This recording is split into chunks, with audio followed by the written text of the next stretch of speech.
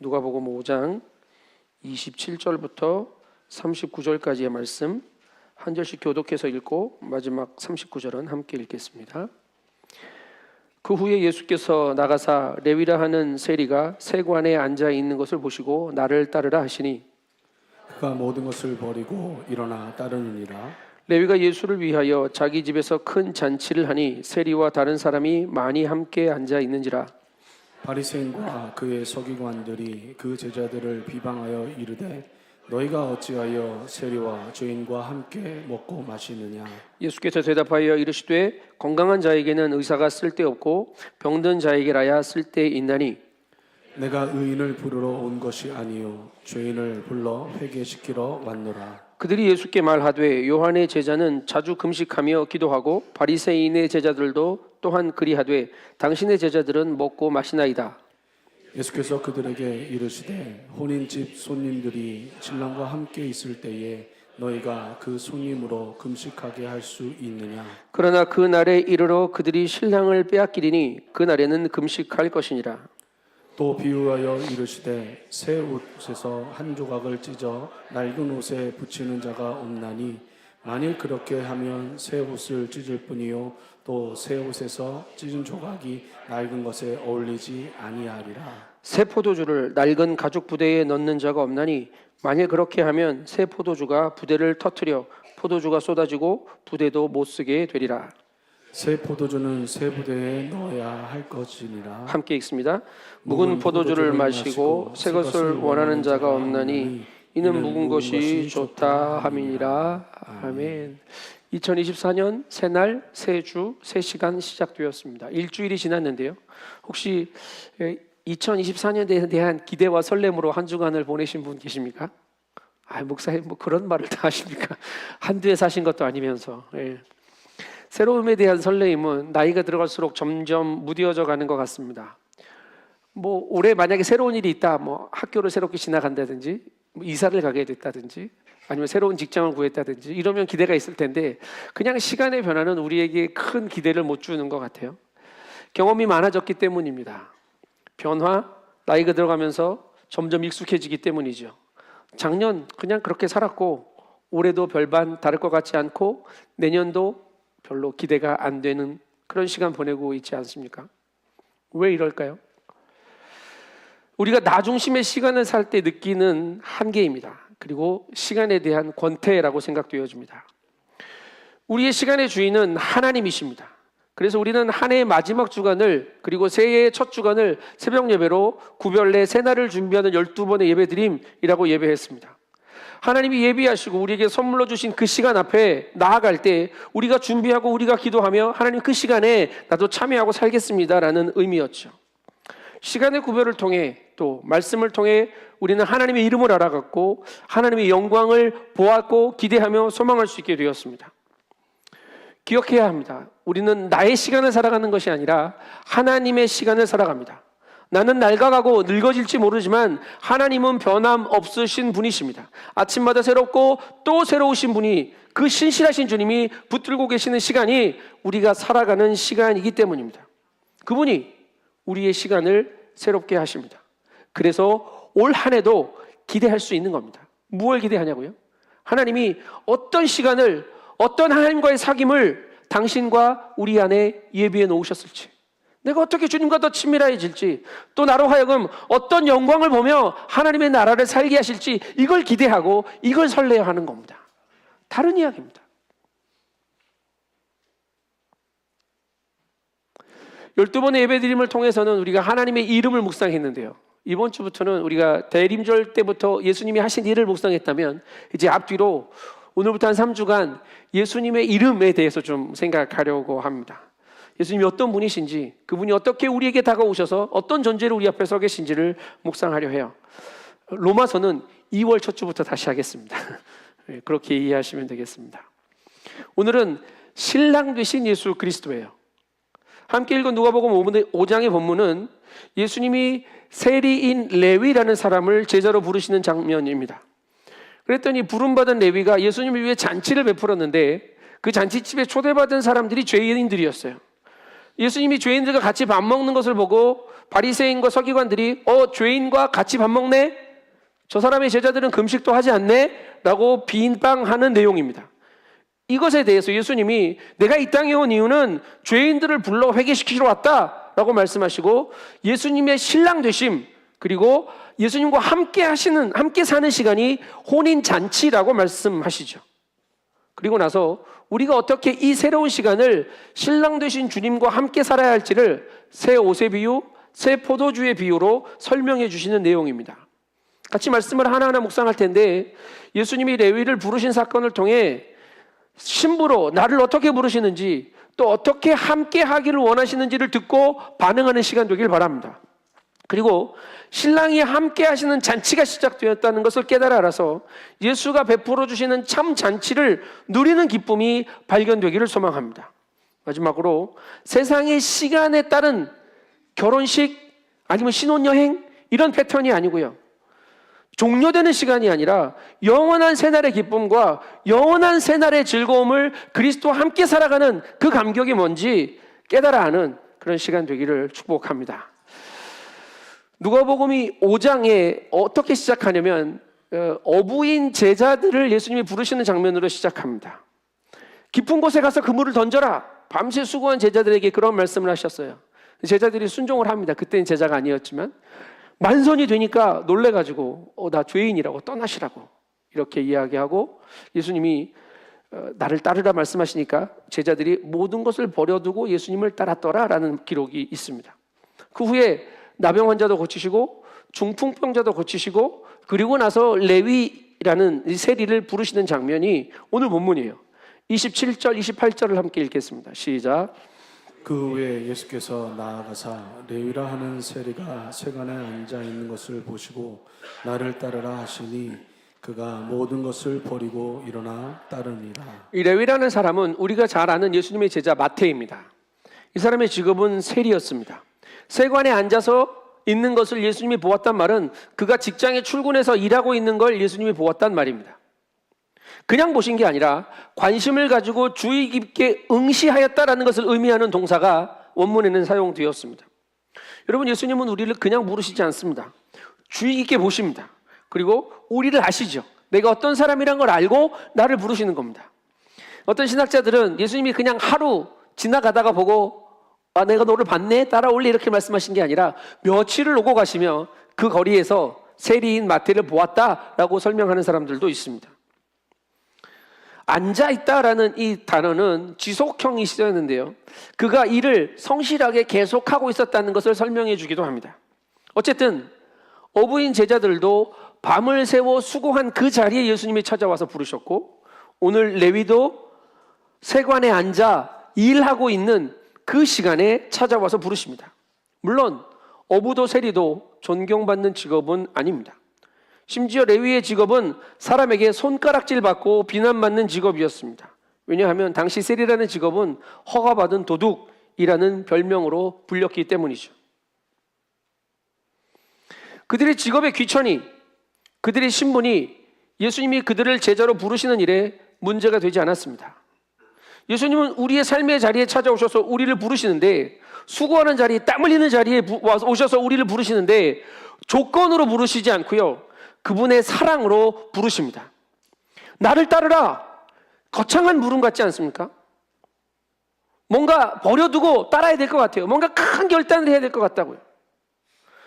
본문에도 어부들도 레위도 모든 것을 버려두고 일어나 따랐다라고 기록되어 있는 걸 보면 나를 따르라는 이 말은 내가 지금 뭔가 대단한 것을 다 버리고 정리하고 그리고 예수님을 따라야 될 것 같다라는 생각이 들어요. 뭘 버려야 합니까? 직업을 뭘로 바꿔야 합니까? 우리가 소명, 콜링이라는 이해하는 이 부르심을 직업을 바꾸는 거거나 목사가 되거나 선교사가 되는 거라고 자꾸 이해하시는데요. 아닙니다. 이 부르심이 부담스러워가지고 10년을 넘게 도망 다녀본 제가 아니라 그러면 아닙니다. 목사가 되었는데 아니더라고요. 목사가 되면 이 부르심에 순종한 건 줄 알았어요. 그런데 아니에요. 하나님이 나를 부르시는 건 뭐냐면 매일 나의 삶에서 나를 부르시는 주님의 음성을 듣고 그분에게 반응하며 매일 그분을 따르는 것, 이게 반응하는 겁니다. 직업 바꾸는 일 아니에요. 그래서 유진 피터슨 목사님은 메시지 성경에서 나를 따르라는 이 구절을 나와 함께 가자 이렇게 번역했습니다. 몇 년 전에 우리 교회의 표어가 그거잖아요. 일어나 함께 가자. 그 표어대로 살았으면 지금 다 나가고 없어야지. 다 앉아 계시잖아요. 나의 사랑, 나의 어여쁜 자야, 일어나 함께 가자. 부르심은 사랑의 초청입니다. 레위의 삶을 주님이 부르셨다는 말은 그 레위의 삶을 예수님이 받으시겠다는 이야기입니다. 제자 되는 일은 직업을 바꾸는 일이 아닙니다. 주님께 나의 삶을 드려 주님과 사랑으로 동행하는 삶을 사는 것, 이게 제자 되는 삶이에요. 그런데 사랑은 생각하고 바라보고 갈망하는 것만으로 충분하지 않죠. 성숙하고 무르익은 사랑은 함께 하는 사랑입니다. 사랑은 함께 하는 것으로 확인되어집니다. 예수와의 동행이 주님이 우리를 부르신 목적이고요. 그래서 우리는 매 순간 매 시간을 그분과 함께 사는 것을, 함께 있는 것을 확인하며 살아가는 것, 이게 그분의 부르심에 응답하는 일입니다. 부르심도 은혜고 함께 해주시는 것도 은혜예요. 왜냐하면 예수님이 우리를 부르실 만한 자격이 우리에게는 아무것도 없었기 때문입니다. 예수님이 이 땅을 변화시키기 위해서 제자 그룹을 형성하시는데 구색을 좀 맞춰야 되겠어요. 그러니까 세리도 한 명쯤 있어야 될 것 같거든요. 그래서 부르셨을까요? 아닙니다. 그러면 어부를 그렇게 많이 부를 이유가 없죠. 예수님이 생각을 해보니까 내가 가서 병자를 고치고 그러면 제자들도 많아지고 따라다니는 무리들도 많아지니까 헌금도 들어오겠지? 그럼 동계산을 좀 잘하는 애가 필요해. 마태, 제가 하면 좋을 것 같아. 그래서 레위를 불렀을까요? 아닙니다. 회계는 누가 했습니까? 가룟 유다가 했습니다. 세리 마태는 그 직업 하나도 쓸모없어 보였습니다. 그냥 부르신 거예요. 까닭 없이 부르신 거라고요. 아니요, 까닭 없이 부르신 게 아니고요. 가장 큰 까닭인 사랑 때문에 은혜로 그를 부르신 겁니다. 레위는 이 부르심에 은혜로 반응하며 예수님과 함께하는 잔치를 마련합니다. 29절 30절의 말씀을 같이 읽습니다. 29절 30절입니다. 시작. 레위가 예수를 위하여 자기 집에서 큰 잔치를 하니 세리와 다른 사람이 많이 함께 앉아 있는지라 바리새인과 그들의 서기관들이 그 제자들을 비방하여 이르되 너희가 어찌하여 세리와 죄인과 함께 먹고 마시느냐. 레위가 잔치를 베풀었는데 자기 집에서 베풀었거든요. 그래서 잔치집 주인도 세리인 죄인이고 같이 초청되어 온 사람들도 죄인들이 가득합니다. 어떻게 할 수 있냐면 바리새인과 서기관들이 그 잔치 자리를 보고 툭 던진 말이 그거예요. 어떻게 세리와 죄인과 함께 먹지? 다 죄인들인데? 자기들의 기준에서는 이해되지 않는 겁니다. 죄인들과 같이 하면 부정해지는데 왜 함께 하지? 예수 저 사람도 이제 부정해지려는 것인가? 이런 생각이죠. 이 사람들은 율법을 금과 억조로 여겼던 사람들입니다. 그래서 자신들이 지키는 율법의 이야기들을 준수하지 않는 예수님, 그리고 금식도 안 하는 그의 제자들 행동이 이해가 되지 않은 겁니다. 정통파 유대인들은 관습에 따라서 정기적으로 금식을 했어요. 대속죄일, 유대력으로 7번째 달 열흘날에 온 백성들이 같이 금식하게 되어 있었고요.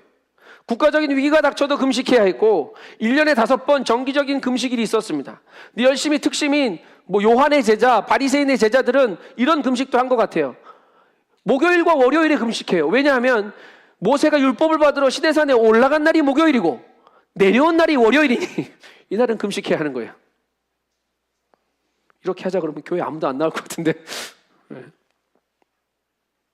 그러니 그들이 보기에 금식하지 않는 예수님의 제자들은 못마땅했습니다. 그리고 예수님이 그 죄인들과 함께 앉아서 무엇을 하시는지는 안 보였습니다. 그냥 판단하는 일, 비방하는 일, 거기에 집중되어지죠. 우리는 어떤 기준으로 사람을 판단하고 평가합니까? 때로 우리가 누군가를 비난한 적이 있다면 그 기준은 무엇이었습니까? 혹시 기준이 나인 적은 없습니까? 아니 때로는 말씀을 끌어다가 이 말씀을 보니 당신이 그 사람이 잘못하고 있군요라고 생각하는데 나에게는 대충 적용했던 그 말씀이 타인에게는 너무 엄격하고 딱 맞는 완벽함을 요구하는 잣대로 쓰임받지는 않았습니까? 여러분 오늘 예수님이 식사를 하는 사람들은, 아니 오늘 예수님이 식사하는 사람들뿐만 아니라 예수님이 복음서에서 만난 모든 사람들은 아픈 사람, 귀신 들린 사람, 부정하다 취급받는 사람, 가난한 사람, 죄인 취급받는 사람들이 다였습니다. J.D. 그리어라는 목사님이 그의 책 복음 본색이라는 책을 썼습니다. 근데 거기 이런 말을 합니다. 복음은 종교를 뒤집어 엎는다. 복음은 하나님의 용납을 확인시켜 주는데 이 용납은 우리의 가치가 아니라 그리스도의 가치로 얻어진 선물이다. 아멘. 그러나 율법에 매여 있는 사람들은 종교적인 열심에 붙들려서 이 사람들의 눈에는 죄인을 용서하시고 그들과 함께 하시는 예수님의 사랑이 보이지 않습니다. 여러분, 우리의 눈에는 한 사람 한 사람 찾아오셔서 그 사람을 찾으시고 함께 하시며 새롭게 하시는 주님이 보이십니까? 아니면 이 사람 못마땅한데, 저 사람 목사란 사람이 왜 저래? 집사란 사람이 왜 저래? 뭐 이런 판단과 정죄로 그를 사랑하셔서 찾아오신 주님의 시선은 전혀 못 보고 살진 않습니까? 여러분, 복음은 종교를 뒤집습니다. 정확하게 얘기할까요? 복음은 나를 뒤집습니다. 아멘. 예수님이 그들에게 이렇게 대답하십니다. 31절, 32절 말씀 읽겠습니다. 예수께서 대답하여 이르시되 건강한 자에게는 의사가 쓸데없고 병든 자에게라야 쓸데있나니 내가 의인을 부르러 온 것이 아니요 죄인을 불러 회개시키러 왔노라. 이 땅에 찾아오신 목적과 대상이 죄인이었습니다. 세리, 죄인들과 함께하는 식사는 단순히 예수님이 이런 사람들과도 나는 같이 밥 먹는 사람이야, 난 이런 사람들을 위해, 이런 개념이 아니었고요. 함께 식사하는 사람들을 형제로 인정하는 일이었습니다. 의사가 아픈 사람과 같이 있으면 왜 같이 있는 겁니까? 치료해 주려고 같이 있는 거죠.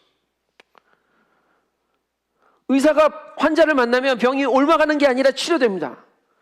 요즘 우리 목회자 그룹에 감기를 돌려 먹고 있습니다. 주고받고 의사가 있었어야 되는데 다 환자들만 있어가지고. 교회라는 단어의 의미는 부름받은 사람들이라는 의미인데요, 예수님이 누구를 부르러 오셨냐면 죄인들을 부르러 오셨거든요. 그리고 그 사람들을 모으고 용납하셨어요. 그래서 죄인들이 모인 곳이 교회입니다. 할렐루야. 네. 좋은 병원에 환자들이 많이 모여들어요. 오픈런 하죠. 좋은 병원에 사람들 줄 서서 기다리고 8시에 갔는데 8시 반에 오픈이라서 갔는데 막 줄 서 있어요. 좋은 교회에는 죄인들이 많이 모이는 줄 믿습니다. 놀렐루야. 다 죄인들만 모여 있어요. 별로 인정하지 않으신 것 같은데. 죄인이고 죄인이십니다. 그런데 주님께 부름받아 모였기에 주님 안에서 회복되어지고 치유되어지는 죄인 공동체인 줄 믿습니다. 내가 죄인임을 인정해야 치료가 가능합니다. 내가 안 아프다고 생각하면 병원 안 갑니다. 근데 병원 가면 그런 사람 있죠. 오래 병원 다니신 분들 이렇게 로비에 앉아가지고 딱 얼굴만 보고 어떻게 왔냐고, 자기가 병자인 것, 의사인 것처럼 이 약 먹으면 낫는다고, 어디가 용하다고 막 이렇게 얘기하는 사람이 있어요. 그 사람이 100번 이야기해도 이 사람 병 안 낫습니다. 자기 병도 안 낫습니다. 언제 낫습니까? 이 사람을 의사 선생님에게 데려가든지 내가 의사 선생님에게 가야 내 병이 낫는 거죠. 약은 약사에게? 그런 거 아니고 여러분, 주님을 찾아가는 은혜가 있게 되길 바랍니다. 교회 공동체 안에서 스스로 의롭다고 주장하는 사람은 그의 직업이 목사든 직분이 장로든 권사든 집사든 아니 평신도건 다 참 그리스도인이 아닙니다. 종교는 나를 보호하려 하지만 복음은 이 종교를 뒤집습니다. 종교는 나를 증명하려 했지만 복음은 내 안에 계신 주님이 드러나시는 일입니다. 그래서 뒤집어지는 거예요. 우리의 생각이, 우리의 기준이 송두리째 바뀌는 겁니다. 그래서 교회 공동체 안에서 의로운 사람은 누구냐면 나는 죄인입니다 라고 고백하며 매일 십자가 앞에서 예수의 은혜를, 그의 용납을 받아들일 줄 아는 사람입니다. 그 사람을 하나님이 의롭다 칭해 주실 뿐이거든요. 이 부르심이 은혜이고 이 용납하심이 선물입니다. 레위의 이름이 마태라고 했죠. 마태의 이름의 뜻은 하나님의 선물이라는 뜻입니다. 오늘 예수님이 레위를 부르신 이 시간이, 이 사건이 마태에게는 가장 큰 인생의 선물이었습니다. 예수님은 금식을 빌미로 논쟁을 걸어오는 바리새인들에게 자신을 신랑이라고 말씀하시고 함께한 사람들을 잔치자리에 온 손님이라고 비유하셔요. 34절, 35절의 말씀을 읽겠습니다. 시작. 예수께서 그들에게 이르시되 혼인집 손님들이 신랑과 함께 있을 때에 너희가 그 손님으로 금식하게 할 수 있느냐? 그러나 그날에 이르러 그들이 신랑을 빼앗기리니 그날에는 금식할 것이니라. 여기서 혼인집 손님들이라는 말을 좀 풀어가야 되겠는데요. 이것은 신랑의 초대를 받은, 부름을 받은 신랑의 친구들을 의미하는 말입니다. 유대인들은 결혼식을 일주일간 했는데 그때 신랑은 잔치 동안 무슨 일이든지 도와줄 수 있는 친구를, 친한 친구를 5명을 부릅니다. 이 5명의 친구들은 신랑의 친구들에게는 혼인 잔치를 성공적으로 치러야 할 미션이 주어집니다. 그래서 잔치를 준비하는 신랑의 친구들은 앞에서 말한 목요일에 굶고 월요일에 굶어가지고는 안 됩니다. 월요일부터 주일까지 계속 잔치가 끝날 때까지 밥 먹어가면서 일해야 됩니다. 슬프게 금식하면서는 혼인잔치를 치러낼 수 없었기 때문입니다. 예수님이 신랑이신 까닭에 신랑의 친구인 예수님의 제자들은 더 이상 금식할 필요가 없었다는 말씀입니다. 예수님과의 만남이 잔치입니다. 예수님이 우리를 부르신 사건은 고통이나 두려움을 벗어버리는 기쁨으로의 초대입니다. 혼인잔치로의 초대라고요. 신랑이 신부를 부르고 그 잔치에 친구들을 초대했습니다. 에덴의 첫 번째 잔치도 아담과 하와의 혼인잔치였습니다. 예수님이 오셔서 아직 때가 이르지 않았는데 주의 일을, 기적을 나타내신 일도 우리가 대림절 때 묵상했던 요한복음 2장의 가나의 혼인잔치였다고요. 복음을 형식화시키고 규범화시켜가지고 종교적인 틀 안에 만들어 놓는 그 금식의 문제를 예수님은 삶의 실제적인 현장이고 가장 기본적인 공동체의 출발인 혼인잔치로 다시 풀어가고 계십니다. 여러분, 잔치가 시작되었습니다. 예수가 오시면 우리의 삶에는 잔치가 시작됩니다. 그러면 금식 언제 합니까? 예수님이 계시면 금식할 필요 없습니다. 내 안에 예수님이 안 계시면 근심하셔요. 그리고 내 안에 예수님이 사라지고 없으면 그때 금식하시는 겁니다. 왜냐하면 나의 욕망을 꺾고 나를 비워내고 주님을 다시 찾아야 하기 때문입니다. 그 간절함이 금식의 이유가 되어야 합니다. 내가 뭔가 바라는 일이 있어서 하나님 손 붙기트리려고 하나님 나 금식하니까 이거 들어주세요 하는 금식 이제 그만하십시오. 이제 금식은 내 안에 주님이 안 보이고 나로 가득 차 있으면 가슴을 찢고 회개하고 죄를 뒤집었으며 주님 내 안에 충만히 역사해 주십시오. 내가 밥을 안 먹어도 내가 죽게 되어도 주님만 계시면 충분합니다라고 엎드릴 때 그때 우리의 진짜 금식이 시작되는 줄 믿습니다. 우리는 신랑 되신 예수와 함께 혼인잔치에 부름받은 사람들입니다. 주께서 내게 베풀어 주신 이 상에 그 잔치를 즐기고 누려야 한다고. 그리고 진짜 잔치를 준비하는 자들로 우리를 부르셨음을 기억합시다. 잔치 기쁘죠? 즐거워요. 초대받은 사람 기뻐요. 근데 잔치를 준비하는 사람도 기쁩니다. 특별히 우리의 삶에 새로운 재창조를 이루시기 위한 예수 그리스도의 잔치가 준비되어 있다면 요한복음 2장에서 묵상했던 물을 떠온 하인들만 아는 그 기쁨이 우리에게 준비되어져 있기 때문에 이 잔치는 안 기쁠 수 없는 겁니다. 금욕이 우리를 거룩하게 하지 못합니다. 하나님과 함께하는 것이 기쁨이고 구원의 큰 기쁨을 또 용서의 감격을 고백하는 것이 감사잖아요. 그래서 이 기쁨과 이 감사의 삶을 살아낼 때 우리의 인생은 거룩을 향하게 되어 있습니다. 어떻게 거룩해질까 고민하고 애써서 이거 하면 거룩해지고 이거 안 하면 거룩해지지 않겠지라고 고민하고 그 거룩을 쥐어짜서 내놓으면 급한 일 사라지면 또 안 거룩해져요. 제가 경험해봐서 알아요. 그렇게 거룩해질 수 없어요. 내 안에 기쁨이 솟아나고 내 안에 감사가 끊이지 않으면 그 기쁨 때문에, 그 감사 때문에 안 거룩하게 살래도 안 거룩하게 살 수가 없어요. 왜냐하면 주님만 보이거든요. 주님만 따라가야겠거든요. 여러분, 이 삶이 거룩한 삶입니다. 그런 거룩을 기쁨으로 주님과 동행하며 살기를 축복합니다. 이제 예수님은 새로운 관계를 살아내는 방법을 새 옷과 새 포도주의 비유를 들어서 우리에게 설명해 주십니다. 36절, 37절의 말씀 읽습니다. 시작. 또 비유하여 이르시되 새 옷에서 한 조각을 찢어 낡은 옷에 붙이는 자가 없나니 만일 그렇게 하면 새 옷을 찢을 뿐이요 또 새 옷에서 찢은 조각이 낡은 것에 어울리지 아니하니라.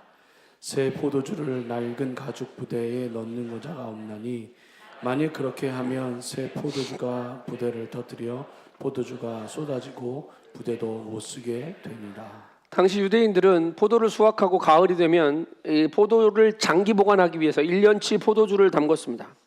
그리고 그 포도주를 양가죽 부대에 담는데요. 이 양가죽은 5년 이상 사용하게 되면 낡아서 탄력을 잃고 딱딱하게 굳어지게 되었어요. 그래서 이 낡은 가죽 부대에다가 새 포도주를 담으면 포도주가 발효되면서 팽창될 때 이 딱딱한 가죽이 팽창을 견디지 못해 터지거나 찢어져 포도주 전체를 버리게 됩니다. 그래서 이스라엘 백성들이 진짜 맛있는 새 포도주를 담을 때는 아주 새 가죽 부대를 가져다가 담는 거예요. 그 이야기입니다. 그럼 여러분, 무엇이 낡은 것이고 무엇이 새 것입니까? 무엇이 부대고 무엇이 포도주입니까? 부대가 먼저입니까? 포도주가 먼저입니까? 설교 다 끝나가는데 헷갈리게 만들죠. 우리는 새해가 되면 그 새로운 시간 안에 새로운 계획을 담으려고 합니다. 그런데 어떡합니까? 해 아래 새로운 게 없는데 전도자는 헛되고 했더니 모든 것이 헛되다 그랬는데 하나님은 하필 그런 말씀을 기록해 놓아가지고 잘 좀 해보려고 하는 우리의 길을 팍팍 꺾으시는 거 아닙니까? 우리가 새로워지는 이유는 새로운 진리를, 새로운 신랑을 만나서 새로운 은혜를 접했기 때문에 우리의 평범한 시간이 새로워지는 겁니다. 새 포도주는 예수 그리스도이시고 그분의 복음이며 그분의 생명입니다.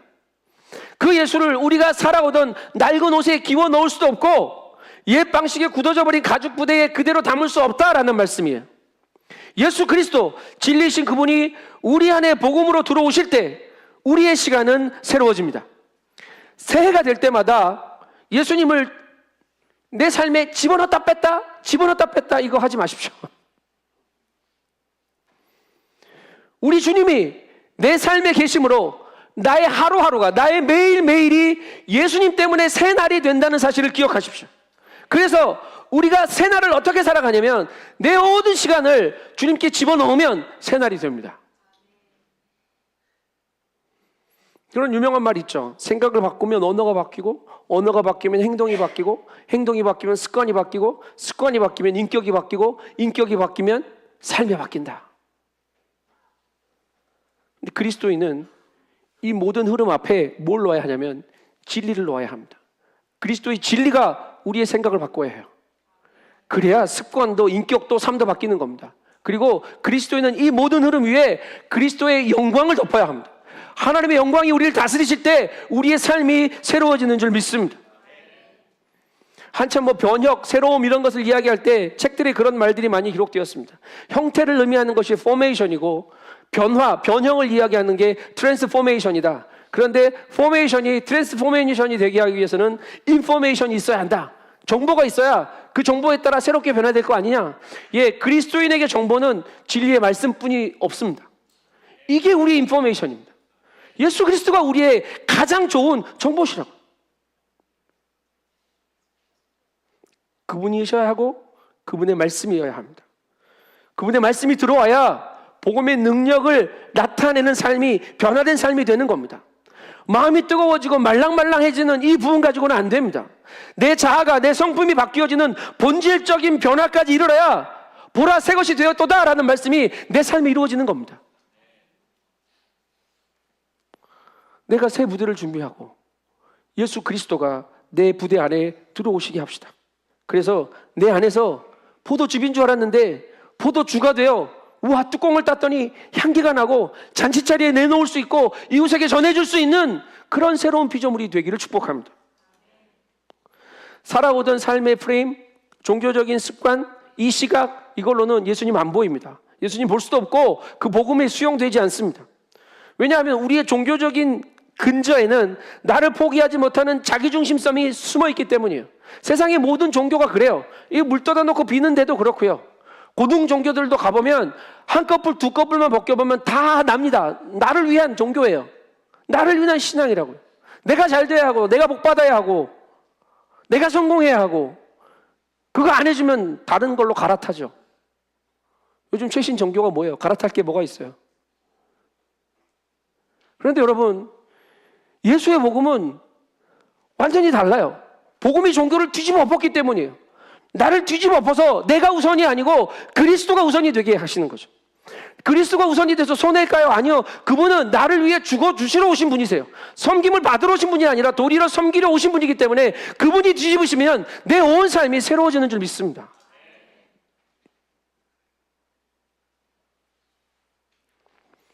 새 부대를 준비하기 위해 뭘 해야 할까? 특세 때 말씀드린 것처럼 우리의 삶의 신앙의 집을, 신앙의 기둥들을 세우고 잘 세우십시오. 그리고 집이 건강한지 튼튼한지 잘 점검하는 거예요. 왜? 예수께서 우리 안에 들어오셔서 거하시는 성령의 전이 될 수 있는지 없는지 매일 기둥을 세우고 점검하며 그분과 함께 예배하는 삶을 살아내야 하기 때문입니다. 예배를 통해 하나님의 영광을 마주하고 내 안에 살아 역사하시는 그분의 능력을 체험하고 날마다 새로워지는 일이 그분이 내 안에 계실 때 가능하기 때문입니다. 성경은 구체적인 실천 방법들을 참 많이 이야기합니다. 그런 말씀들이 많이 있어요. 막 찾아봤는데 너무 많아요. 경건에 이르는 연습을 해라 라고 바울은 디모데에게 권면합니다. 또 에베소 성도들에게 바울은 뭐라고 말하냐면 옛사람을 버리고 오직 심령이 새롭게 되어 하나님을 따라 의와 진리와 거룩함으로 지음받은 새 사람을 입으라 라고 말합니다. 옷 바꿔 입으라고요. 그럼 새 사람 된다고요. 그런데 진짜 중요한 게 뭐냐면 하나님과 나 사이의 관계가 끊어지지 않는 겁니다. 하나님과 나 사이의 관계가 끊어지지 않는 삶의 예배가 회복되는 겁니다. 그래서 매 순간에 하나님이 내 안에 계시고 내가 그리스도 안에 있어서 내가 매일 살아가는 나의 삶이 하나님을 향한 예배가 되어지는 것, 이겁니다. 그래서 새 부대는 새 예배고 그 새 예배는 우리의 새 노래로 채워지게 되어 있습니다. 우리의 예배의 자리가 주님이 베풀어 주시는 잔치 자리입니다. 잔치자리 좋으시죠? 지금 잔치 중이라고요. 뭐 꼬다는 보리처럼 앉아있다 가지 마시고 잔치자리니까요. 막 즐거워하시고 기뻐하셔야 합니다. 앞에 목사가 소리를 크게 질러서 그렇지 잔치자리 맞아요.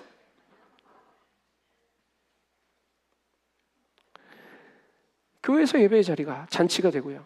가정에서 예배가 잔치가 되면 집에서뿐만 아니라 이제 주님과 함께 외출도 하는 겁니다. 주님과 함께 학교도 가고 일터도 가고 주님과 함께 거로쳐도 가고 이 잔치의 즐거움을 내 안에 깊어져가는 그 예수의 향기를 막 나눌 수 있게 되는 거예요. 그러면 우리 가는 자리마다 잔치자리 되는 겁니다. 할렐루야. 네. 이게 우리에게 허락해 주신 새 시간입니다. 우리를 부르시고 용납하시고 함께 하기를 원하시는 분, 그분이 예수 그리스도십니다. 그분은 내가 죄인인 것을 알고도 부르셨습니다. 나를 고치시고 나를 새롭게 하려고 오셨기 때문입니다. 그런데 그 예수님이 나의 신랑이십니다. 아멘. 이제 나의 방법, 우리의 전통 이거 아니고 예수님의 부르심 앞에서 나를 온전히 내어드립시다. 내어드린 그릇을 주께서 넘치도록 채워주실 줄 믿습니다. 그 잔을 넘치게 하실 분은 신랑 되신 예수 그리스도밖에 없습니다. 예수님이 신랑이에요. 근데 요즘은 신랑이나 남편의 권위가 거의 땅에 떨어져 있죠. 그래서 요즘 결혼식 하면 주례도 잘 안 하더라고요. 그냥 신랑 신부 알아서 하는데, 알아서 하는 게 보통 신부 마음이 원하는 대로 신랑들이 이렇게 따라가면서 이제 결혼식도 준비하고 그러는 것 같아요. 경제 생활도 되게 평등합니다. 경제 생활도 같이 하고 또 육아도 가사도 같이 해야 하는 세대가 되었습니다. 그래서 요즘 육아휴직 1년씩 주시더라고요. 나는 하루도 없었는데 좀 늦게 태어날 거라는 생각을 많이 하는데 그렇게 육아휴직 얻어가지고 제주 와서 사시는 분들도 있어요. 2000년 전입니다. 지금 이 말씀은. 그래서 우리가 좀 말씀을 다시 기울여 보자는 의미입니다. 예, 그 시대의 신랑은 이런 역할이 있었습니다. 가정에 대한 확고한 대외적인 책임자였습니다. 가정을 보호하는 사람이었고요. 아내와 자녀를 지키는 자가 신랑이었습니다. 경제활동을 당시에는 남자 중심으로 이루어졌고요. 땅과 재산도 남자가 물려받게끔 되어 있었습니다. 그래서 신랑이 존재한다는 말은 그 집에 일용할 양식이 보장되었다는 의미이기도 합니다. 또 중요한 신랑의 역할은 가정의 영적 제사장의 역할을 감당합니다. 온 가족이 절기 때마다 또 예배 때마다 하나님께 집중하며 예배할 수 있도록 환경을 만들고 영적인 생활을 책임지는 것, 이게 신랑이 해야 할 일입니다. 남편 여러분, 정신 똑바로 차리십시오. 이 설교하려는 게 아닙니다. 예수님이 우리에게 이런 신랑이십니다. 예수님이 다 준비해 주십니다. 예수님이 보호하시고, 예수님이 먹이시고, 예수님이 예배하게 하십니다. 그 신랑과의 새로운 시간이 시작되었습니다. 염려와 근심이 아닌 사랑과 평강과 위로와 기쁨의 잔치가 베풀어졌다고요. 이제 이 기쁨의 잔치에는 이것저것 전통 따지고 법규 따지느라고 놓치는 삶이 아니라 신랑이 여기 계시니 신랑과 함께 동행하며 그분과 함께 살아있는 기쁨이 쭉 이어지면 되는 겁니다. 함께하는 신랑입니다. 결혼식하고 도망가는 신랑 아니고요. 신혼여행 끝났다고 나를 홀대하는 신랑도 아닙니다. 그분은 일평생 나와 함께하는 신실한 신랑이십니다. 그분과 함께함이 복이고 그분과 함께함이 감격이며 그분과 함께함이 새날입니다.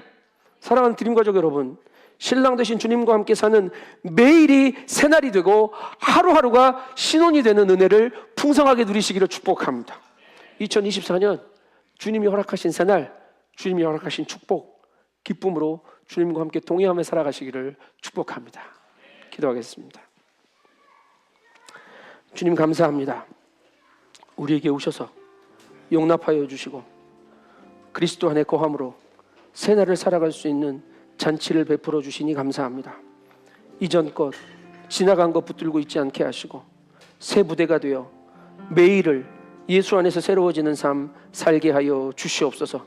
주님이 새 것이기에 내가 새 것이 되어질 줄 믿사오니 나의 전 존재를, 나의 온 삶을 주님께 내어드려 나의 매일을 함께 하시는 주님과 일평생 노래하며 새 노래, 새 예배 드리며 새 부대로 사는 기쁨 누리게 하여 주시옵소서. 감사를 드리며 존귀하신 예수님의 이름으로 기도합니다. 아멘. 아멘. 불편하지 않으신 분들 다 일어납시다. 다 일어나서 함께 찬양하며 결단하며 고백합시다. 주님이 나를 귀하다 말씀하십니다. 보배롭다, 존귀하다 말씀하여 주십니다. 그리고 나와 함께 동행하며 걸어가는 모든 걸음을 거룩하게 만들어 주실 줄 믿습니다. 주님 손 붙들고 주님과 동행하겠다고 결단하며 함께 찬양하겠습니다.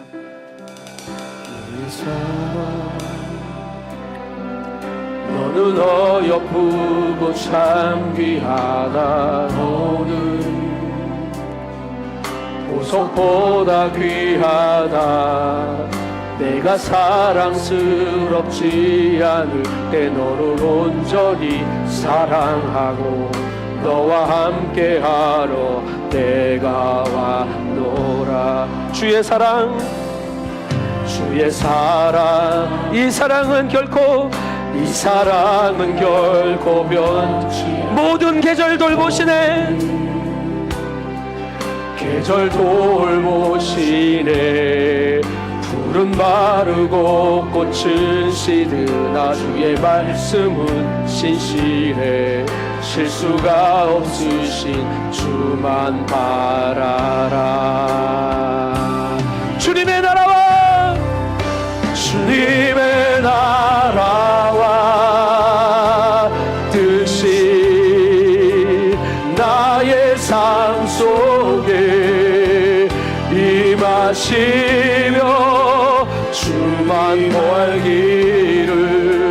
주만 보기를 소망해. 아멘. 거룩히 살아갈 힘과 거룩히 살아갈 힘과 두려움 없는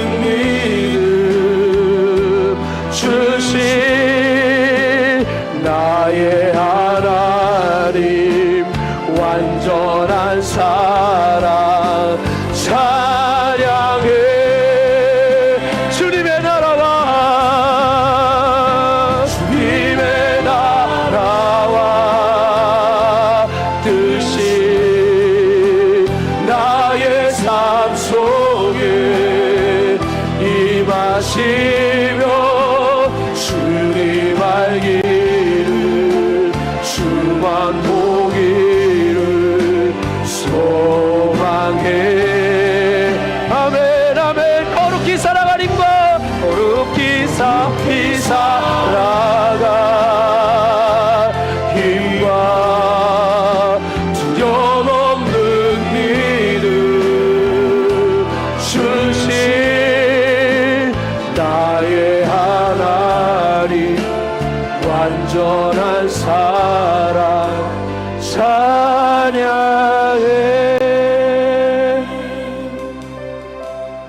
주님만이 나의 전부이시고 주님이 나의 신랑이십니다.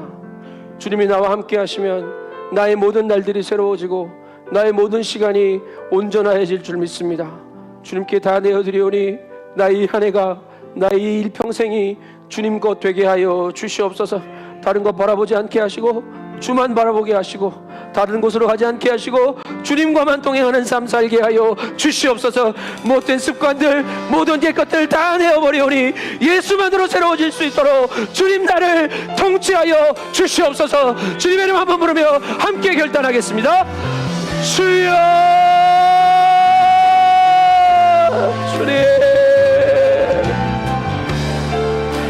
주님 나의 모든 시간이 주님 나의 모든 인생 오직 예수의 사랑으로 온전해지게 하여 주시옵소서.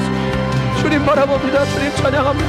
주님이 나의 전부이시고 주님이 나의 신랑이시며 주님이 나의 나라이시며 주님이 나의 천국이시며 주님이 나의 기쁨이시며 주님이 나의 소망이시며 고백합니다. 오 주님 오셔서 우리의 무너진 삶의 자리를 새롭게 하여 주시옵소서.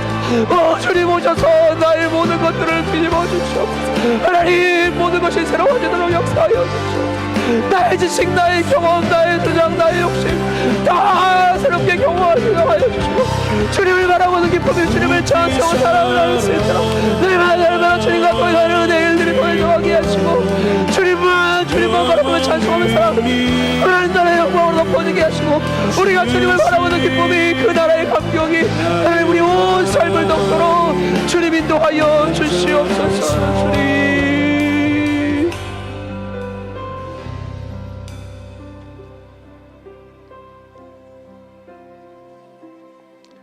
하나님 나의 모든 굳어진 마음들을 오래된 습관들을 내가 붙들었던 율법들을 다 깨트리고 주님 안에서 새 무대가 되어지기를 소망합니다. 우리의 삶의 모든 노래를 새롭게 하시고 우리의 삶의 모든 예배 가운데 통치하시는 주님만 따르기로 결단합니다. 예수의 손 붙들고 주님과 동행하는 새 부대의 예배자 되게 하여 주시옵소서. 나를 보내신 그 자리에서 삶의 예배를 드리게 하시고 나를 호흡하게 하는 그 장소에서 주님을 찬송하는 기쁨이 넘치게 하여 주시옵소서. 하나님 아무것도 아닌 나를 사랑하시는 그 이유 하나만으로 택하여 주셨고 그 사랑 때문에 오늘도 나를 떠나지 않고 계시는 주님을 내가 눈을 맞추고 손을 잡고 신랑이라 부르며 주님이라 부르며 따르게 하여 주시옵소서. 그 시간이 새로워질 것을 믿습니다.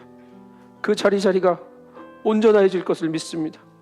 주님 말씀하시는 그 자리에 하나님의 영광이 덮이게 하시고 날마다 그 영광 보며 사는 기쁨의 사람들, 예배의 사람들 되게 하여 주시옵소서. 우리가 주님의 소유임을 고백하며 귀한 예물 구별하여 주님께 드렸습니다. 기쁘게 받아주시고 쓰여지는 자리마다 아버지의 영광만 나타나게 하시며 죽어져가는 영혼들이 죽게 돌아와 다시 사는 복음의 능력을 보게 하여 주시옵소서. 육신이 연약하고 마음이 곤고하며 삶의 자리가 무너져 있는 한 사람 한 사람 하나님 찾아가셔서 품어 안아 주시옵소서. 주의 사랑으로 주의 성령으로 충만케 채워 주시옵소서. 그렇게 다시 일어나 주님 손 붙들고 주님과 함께 이 마음의 잔치를, 이 천국의 잔치를 누리는 기쁨 허락하여 주시옵소서. 이제는 우리의 삶의 주인 되시는 예수 그리스도의 은혜와 아버지 하나님의 크고 놀라우신 사랑하심과 성령님의 내주교통 충만하신 역사가 주님 손 붙들고 신랑 되신 주님과 함께 날마다 새날 살아가기로 결단하는 머리 숙인 성도들과 이들의 가정과 일터와 삶의 자리 위에, 우리 드림 공동체 위에, 제주역 79훈련센터와 온 열방의 선교사님들 위에 이제부터 영원토록 함께 계시기를 간절히 축원하옵나이다. 아멘.